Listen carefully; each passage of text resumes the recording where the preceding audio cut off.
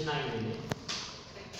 ಮತ್ತೆ ಈ ಸಾರ್ ನಿಮಗೆ ಸಾಕಷ್ಟು ಏನಂದ್ರೆ ಆಗಿಂದನೇ 30 ವರ್ಷದಿಂದನೇ ಆರ್ಕೆಸ್ಟ್ರಾದಲ್ಲಿ ತುಂಬಾ ಚೆನ್ನಾಗಿ ಆಡ್ತಾ ಇದ್ರು.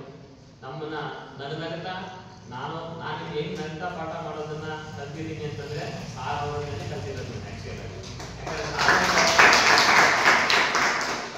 ಯಾವತ್ತೂ ಕೂಡ ಎಲ್ಲಿ ಸೀರಿಯಸ್ ಆಗೋದು ಮತ್ತೆ ಎಲ್ಲಿ ನಗಿಸ್ಬೇಕು ಅಲ್ಲಿ ನಗಿಸೋರು, ಎಷ್ಟು ಮುಗಿಸ್ಬೇಕು ಅಲ್ಲಿ ಮುಗಿಸೋರು.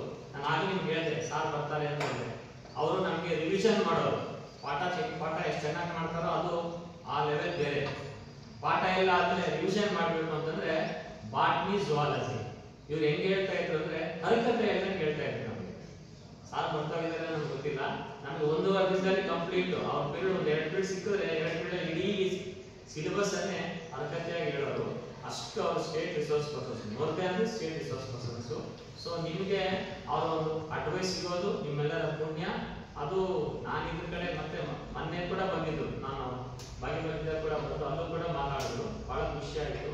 ಹಾಗಂದ್ರೆ ನಾನು ನಿಮಗೆ ಇಂಡೈರೆಕ್ಟ್ ಆಗಿ ನಾನು ನಿಮಗೆ ಪರಿಚಯ ನಿಮಗೆ ಹೇಳಿದ್ದೀನಿ. ಸಾರ್ ತುಂಬಾ ಚೆನ್ನಾಗಿ ನಿಮಗೆ ಅಡ್ವೈಸ್ ಮಾಡ್ತಾರೆ. ದಯವಿಟ್ಟು ಅದನ್ನ ಫುಲ್ ಉಪಯೋಗವನ್ನ ಪಡ್ಕೊಳ್ಳಿ ಅಂತ ಹೇಳ್ತಾ ಸಾರ್ಗೆ ಅವಕಾಶ ಕೊಡ್ತೀನಿ.